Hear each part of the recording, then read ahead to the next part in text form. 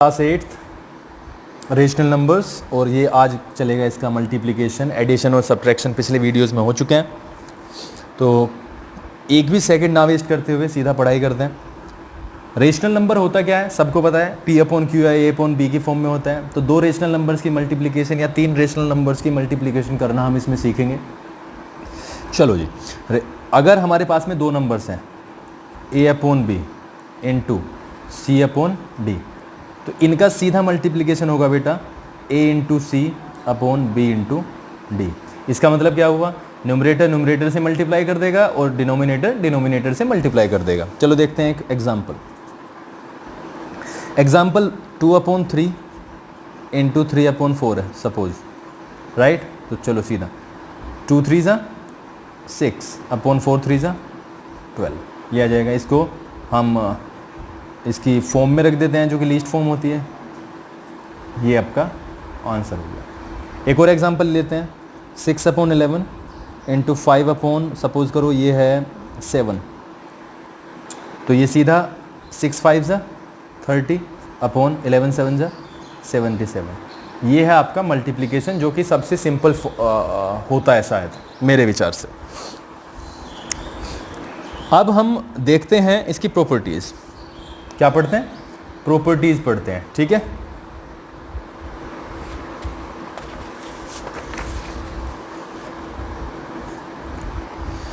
Property में हम सबसे पहले देखते हैं क्लोजर प्रॉपर्टी।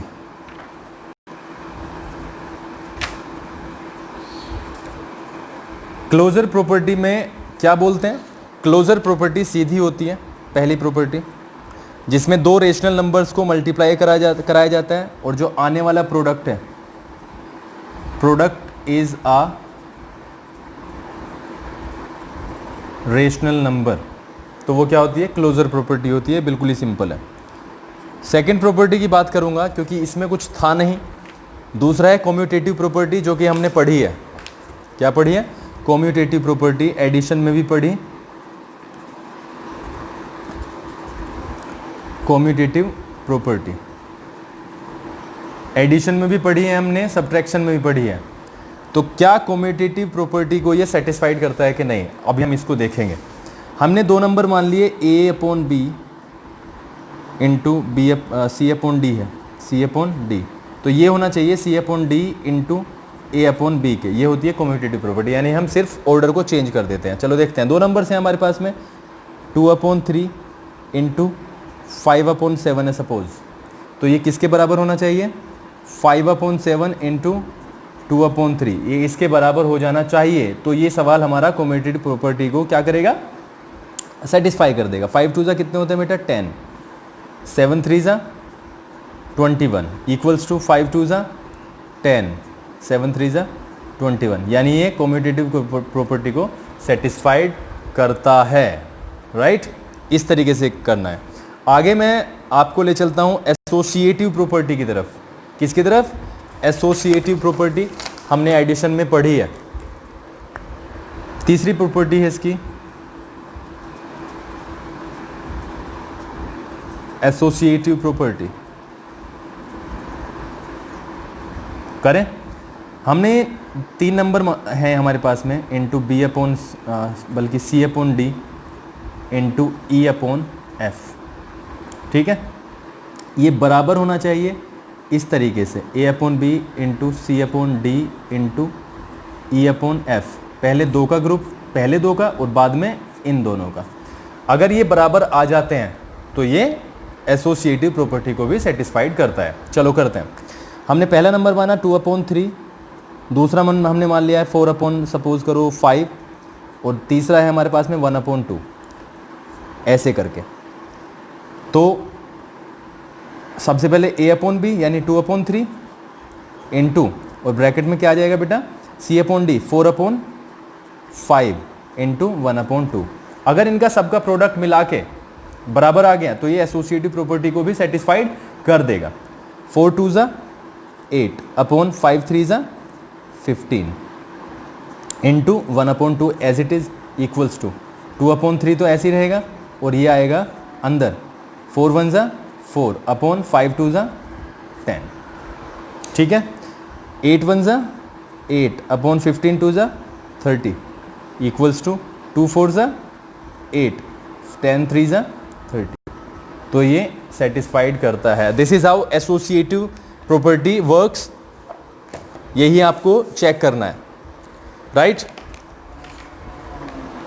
इतना क्लियर हुआ? जब इसके सवाल होंगे तो और ज़्यादा क्लियर होगा। ये वीडियो आप सही तरीके से बिल्कुल आराम से बिना किसी भागदौड़ के देखना है। मल्टीप्लिकेटिव आइडेंटिटी देख लेते हैं, फोर्थ।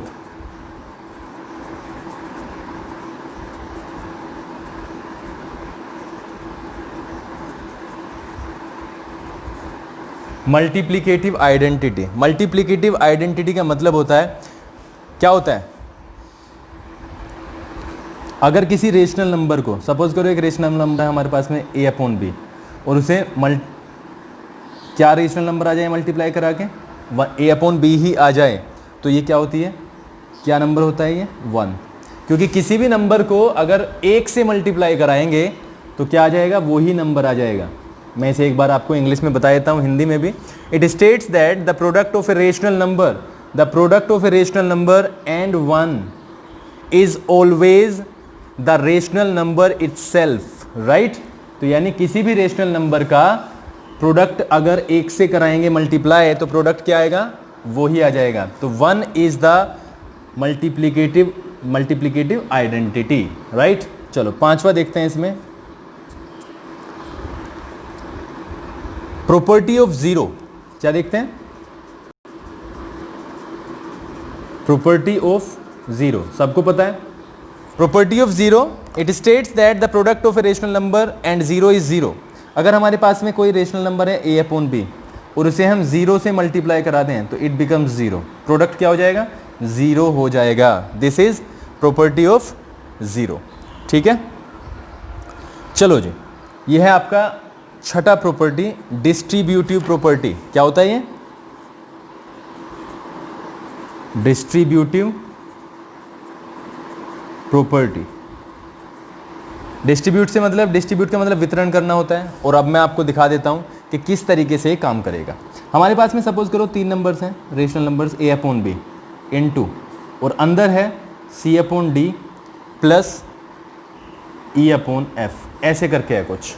और अब हमें इसे सोल्व करना है, ठीक है? तो ये कैसे होगा बेटा? देखो, a अपॉन बी की पहले होगी इसमें मल्टीप्लाई, तो क्या हो जाएगा? a upon B into C upon D, a upon B into C upon D. उसके बाद में प्लस का साइन आएगा और फिर इसी की होगी इसके साथ multiply, a upon B into E upon F. ये है आपका क्या?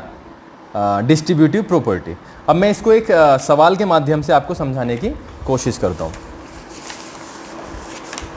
चलो जी, 3 नंबर्स लेते हैं। 3 नंबर्स हमने लिया 1 अपॉन 2, ठीक है? और ये मल्टीप्लाई करा रहे हैं हम इसकी 2 अपॉन 3 से प्लस 3 अपॉन 4। सपोज करो ये नंबर्स हैं हमारे पास में। तो डिस्ट्रीब्यूटिव में क्या बताया? सबसे पहले ये इसके साथ करेगा, यानी 1 अपॉन 2 इंटू 2 अपॉन 3 का मल्टीप्लाई होगा, ठीक है? उसके बाद प्लस, और फिर ये यहाँ पे 1 अपॉन 2 इंटू 3 अपॉन 4 करें। 1 2 ज़ा 2, 3 2 ज़ा हो गए 6, 2 3 ज़ा 6 प्लस 3 1 ज़ा 3, 4 2 ज़ा 8। अब इसे सोल्व कर देते हैं, हमें एडिशन तो आता ही है। 8 और 6 का एलसीएम 24, 6 4 ज़ा 4 2 ज़ा 8 प्लस 8 3 ज़ा 3 ज़ा 9, यानी 17 upon 24। This is how this is done, ठीक है? तो इसका ध्यान रखना है।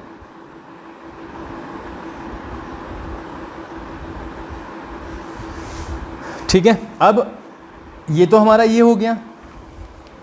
अब इसमें प्रॉपर्टी में लिखा हुआ क्या है? देखो, प्रॉपर्टी में ये लिखा हुआ है, अगर a upon B into C upon D plus E upon F है, तो ये किसके बराबर हो जाएगा बेटा? A C upon B D plus A E upon B F, इसके बराबर है। तो अब हम इसको ऐसे चेक करके देखेंगे। ठीक है।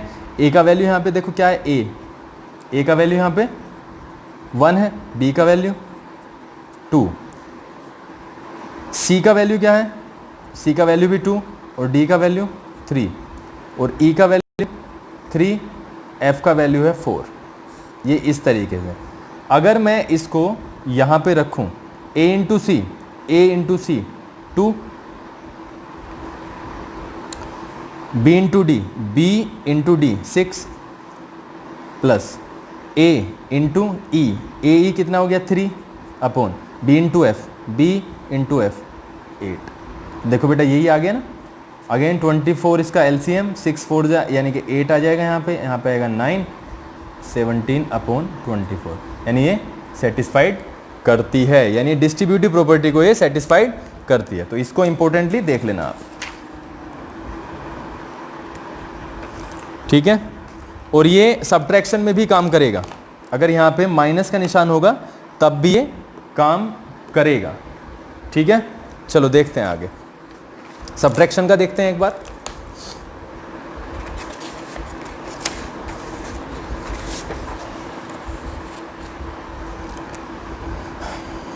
सपोज करो ए अपॉन बी, ठीक है, मल्टीप्लाई कराते हैं C upon D minus E upon F से।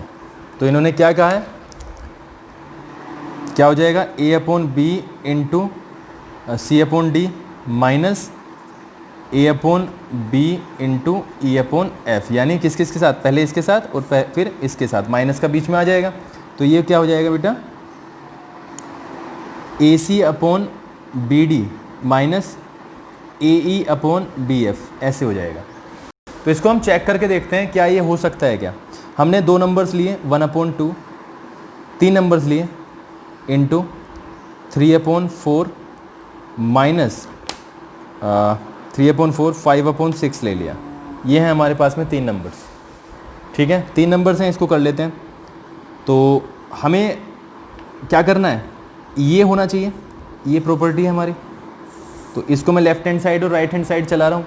सबसे पहले हम क्या करेंगे, इसकी इसमें मल्टीप्लाई करेंगे a/2 इंटू 3/4, ठीक है, माइनस फिर इसकी इसमें मल्टीप्लिकेशन हो जाएगी 1/2 इंटू 5/6, ब्रैकेट का ध्यान रखना बिल्कुल, बराबर ए सी, ए क्या है बेटा, ए है 1, ठीक है, और सी है 3, 1 इंटू 3 अपॉन बी डी क्या है, बी डी यानी बी डी 2 इंटू 4 माइनस ए क्या है 1 5, 1 इंटू 5 अपॉन बी एफ क्या है बेटा, बी है 2 और एफ है 6, ठीक है, बिल्कुल पिछले वाले क्वेश्चन की तरह। इसे कर लेते हैं 3 1 ज़ा 3, 4 2 ज़ा 8 माइनस 5 1 ज़ा 5, 6 2 ज़ा 12 इक्वल्स टू 3 1 ज़ा 3, 4 2 ज़ा 8 माइनस 5 1 ज़ा 5 अपॉन 6 2 ज़ा 12। ये तो देखो यहीं से क्लियर हो रहा है।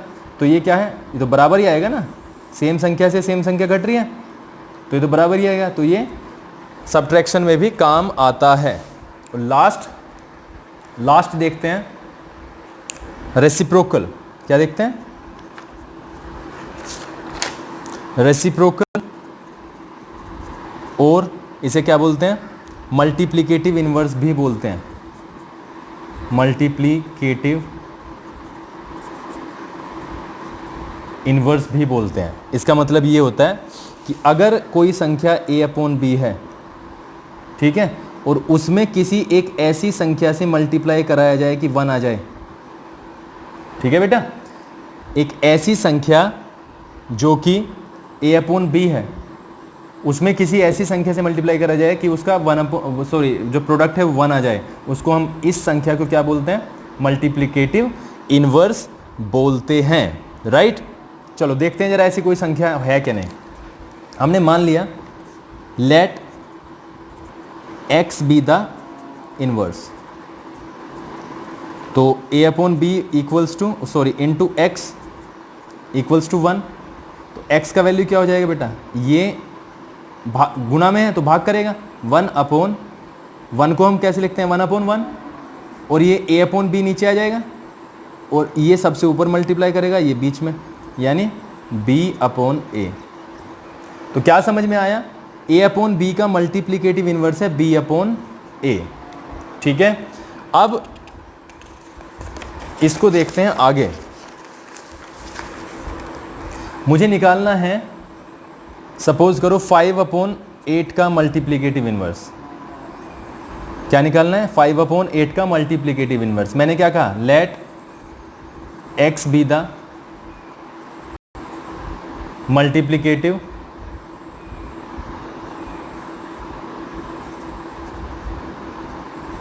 इनवर्स। तो क्या हो गया? मैंने क्या कहा था अभी? 5/8, तो मल्टीप्लिकेटिव इनवर्स से मल्टीप्लाई करके क्या हो जाएगा? 1 आना चाहिए। तो x का वैल्यू आ जाएगा 1, तो ऐसे ही रहेगा, 1/1 कर सकता हूँ इसे, अपॉन 5/8, ये ऊपर ये यहाँ पे, तो 8/5। देख रहे हो ना दोनों में? अब सीधा सीधा तो हम ये भी बोल देते हैं कि अगर 1/2 का मल्टीप्लिकेटिव इनवर्स निकालना है तो सीधा क्या हो जाएगा? 2/1। तो कैसे भी आप, आपकी मर्जी है, किसी भी तरीके से आप कर सकते हो। तो ये है आपका एक्सरसाइज नंबर 1.3 के लिए थोड़ा सा, और इसको आप आई होप कि इसको आप ढंग से देखोगे और फिर एक्सरसाइज शुरू करते हैं आपकी।